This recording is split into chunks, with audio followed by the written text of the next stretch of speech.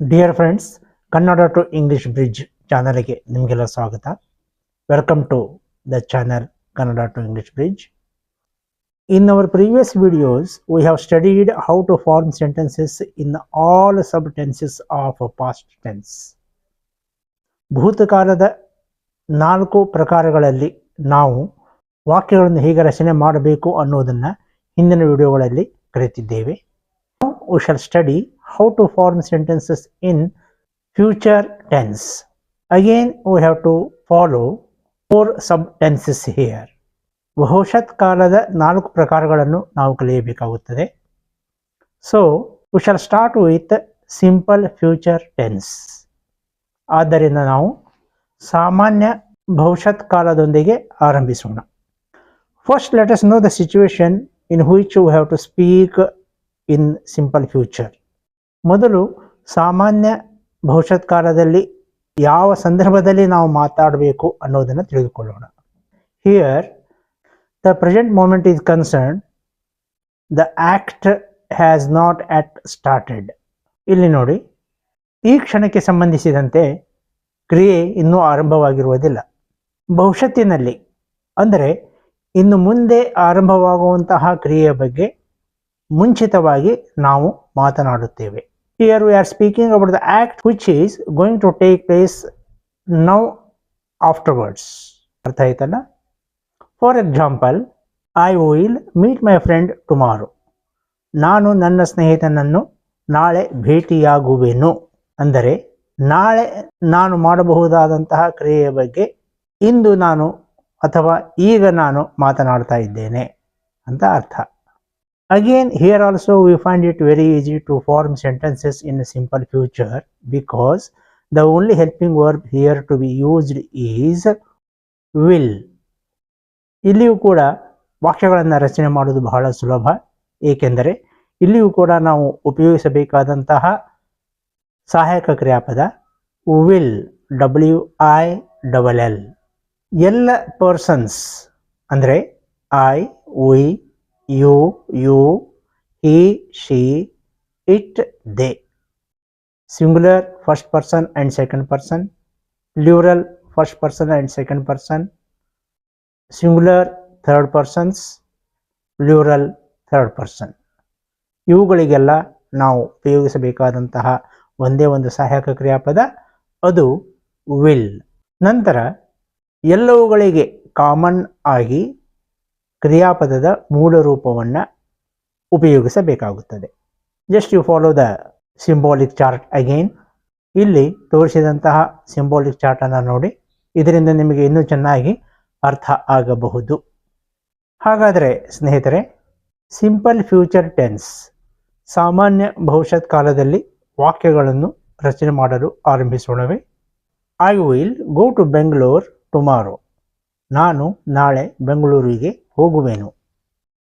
V will visit his parents next month. ನಾವು ಮುಂದಿನ ತಿಂಗಳು ಆತನ ಪಾಲಕರನ್ನು ಭೇಟಿಯಾಗುವೆವು. You will meet your friend in the evening. ನೀನು ನಿನ್ನ ಸ್ನೇಹಿತನನ್ನು ಇಂದು ಸಂಜೆ ಭೇಟಿಯಾಗುವೆ. You will play chess with them. ನೀವು ಅವರೊಂದಿಗೆ ಚದುರಂಗದಾಟವನ್ನು ಆಡುವಿರಿ. She will study for the exam tonight. ಅವಳು ಇಂದು ರಾತ್ರಿ ಪರೀಕ್ಷೆಗಾಗಿ ಅಭ್ಯಾಸ ಮಾಡುವಳು. It will attract your attention immediately. ಅದು ನಿಮ್ಮ ಗಮನವನ್ನು ಕೂಡಲೇ ಸೆಳೆಯುವುದು.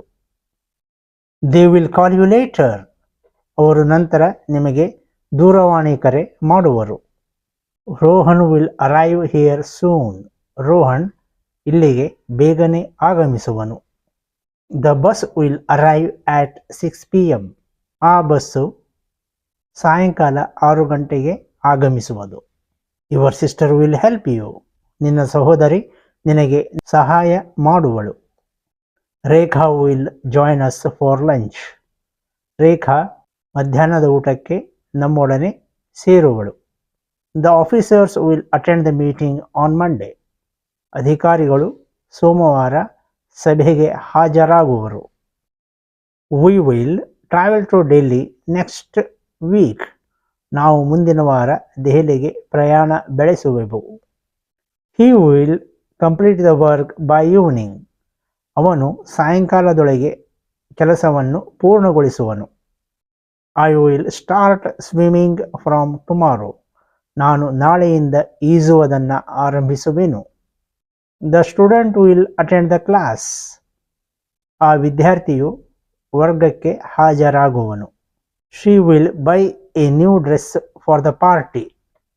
ಅವಳು ಸಂತೋಷಕೂಟಕ್ಕಾಗಿ ಒಂದು ಹೊಸ ಉಡುಪನ್ನು ಖರೀದಿಸುವಳು.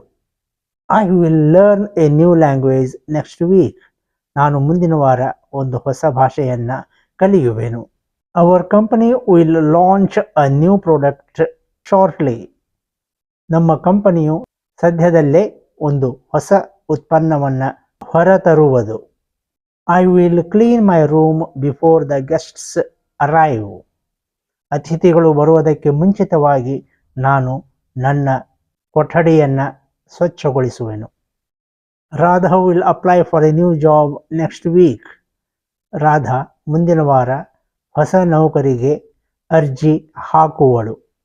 They will watch cricket match together. ಅವರು ಒಟ್ಟಿಗೆ ಕ್ರಿಕೆಟ್ ಪಂದ್ಯವನ್ನು ವೀಕ್ಷಿಸುವರು. Farmers will grow wheat next year. ರೈತರು ಮುಂದಿನ ವರ್ಷ ಗೋಧಿಯನ್ನು ಬೆಳೆಯುವರು. Our team will definitely win the match. ನಮ್ಮ ತಂಡ ಖಂಡಿತವಾಗಿಯೂ ಪಂದ್ಯವನ್ನು ಗೆಲ್ಲುವುದು. Mister Desai will donate the books to the library. ದೇಸಾಯಿಯವರು ಗ್ರಂಥಾಲಯಕ್ಕೆ ಪುಸ್ತಕಗಳನ್ನು ದೇಣಿಗೆಯಾಗಿ ಕೊಡುವರು. The girls will sing a song on the stage. ಆ ಬಾಲಕಿಯರು ವೇದಿಕೆಯ ಮೇಲೆ ಒಂದು ಹಾಡನ್ನು ಹಾಡುವರು. The students will go for study tour. ವಿದ್ಯಾರ್ಥಿಗಳು ಅಧ್ಯಯನ ಪ್ರವಾಸಕ್ಕೆ ಹೋಗುವರು. He will repair the broken chair. ಅವನು ಮುರಿದಂತಹ ಕುರ್ಚಿಯನ್ನು ದುರಸ್ತಿಗೊಳಿಸುವನು. ನೋಡಿದ್ರಲ್ಲ ಫ್ರೆಂಡ್ಸ್, ಈ ರೀತಿಯಾಗಿ ಸಿಂಪಲ್ ಫ್ಯೂಚರ್ ಟೆನ್ಸ್ ಅಂದರೆ ಸಾಮಾನ್ಯ ಭವಿಷ್ಯತ್ ಕಾಲದಲ್ಲಿ ನಾವು ವಾಕ್ಯಗಳನ್ನು ರಚನೆ ಮಾಡಬಹುದು. ಇಲ್ಲೇ ಒಂದು ಡೌಟನ್ನು ನಾವು ಕ್ಲಿಯರ್ ಮಾಡಿಕೊಳ್ಳಬೇಕಾಗಿದೆ. ಅದೇನು ಅಂದರೆ, ವಿಲ್ ಉಪಯೋಗಿಸುವ ಹಾಗೆ ಕೆಲವೊಮ್ಮೆ ನಾವು ಶಾಲ್ SHALL ಶಾಲ್ ಸಹಾಯಕ ಕ್ರಿಯಾಪದವನ್ನು ಸಿಂಪಲ್ ಫ್ಯೂಚರ್ ಟೆನ್ಸ್ನಲ್ಲಿ ಬಳಸುತ್ತೇವೆ.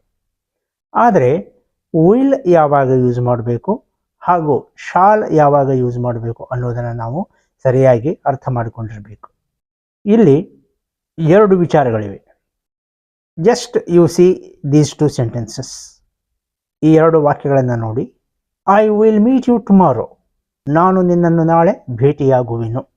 I shall meet you tomorrow. ನಾನು ನಾಳೆ ನಿನಗೆ ಭೇಟಿಯಾಗುವೆನು. ಇಲ್ಲಿ ಎರಡೂ ವಾಕ್ಯಗಳ ಅರ್ಥ ಒಂದೇ, ಆದರೆ ನಾವು ಬಳಸಿದಂತಹ ಸಹಾಯಕ ಕ್ರಿಯಾಪದಗಳು ಹೆಲ್ಪಿಂಗ್ ವರ್ಬ್ಸ್ ಮಾತ್ರ ಬೇರೆಯಾಗಿವೆ. ಹಾಗಾದರೆ ಏನಾದರೂ ಸ್ವಲ್ಪ ವ್ಯತ್ಯಾಸ ಇರಲೇಬೇಕಲ್ಲ? ಖಂಡಿತ ಇದೆ.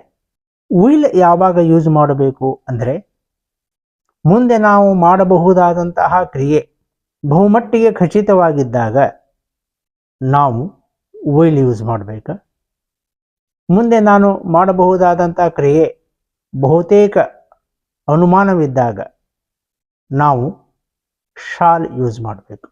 ನೋಡಿ, I will meet you tomorrow ಅಂತ ಹೇಳಿದರೆ ಬಹುಮಟ್ಟಿಗೆ ಖಂಡಿತವಾಗಿ ನಾನು ನಿನ್ನನ್ನು ನಾಳೆ ಭೇಟಿಯಾಗುತ್ತೇನೆ ಅಂತ ಅರ್ಥ.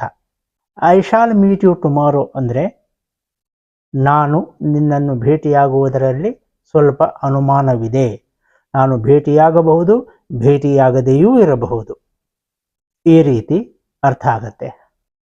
So friends, one more difference is there in the usage of will and shawl.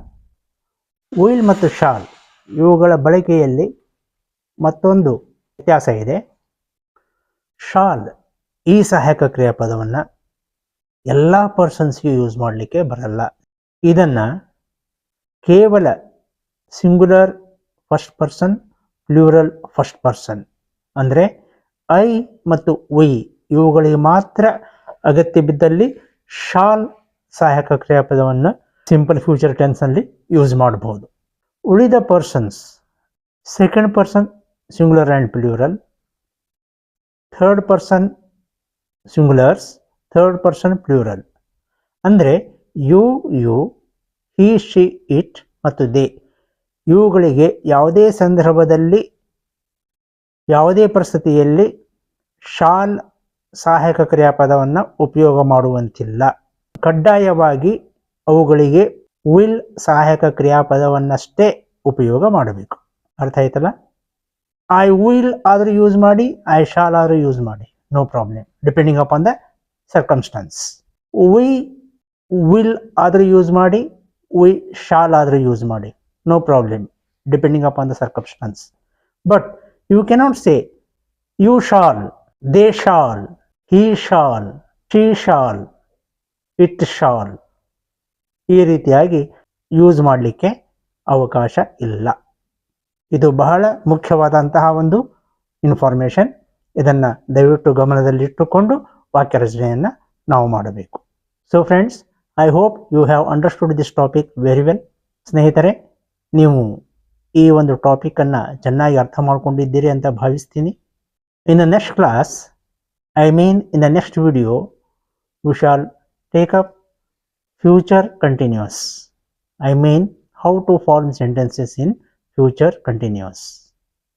ಅಪೂರ್ಣ ಭವಿಷ್ಯತ್ ಕಾಲದಲ್ಲಿ ವಾಕ್ಯಗಳನ್ನು ಹೇಗೆ ರಚನೆ ಮಾಡಬೇಕು ಅನ್ನೋದನ್ನು ನಮ್ಮ ಮುಂದಿನ ವಿಡಿಯೋದಲ್ಲಿ ಕಲಿಯೋಣ. So please subscribe this channel. If you like it, share it with your friends.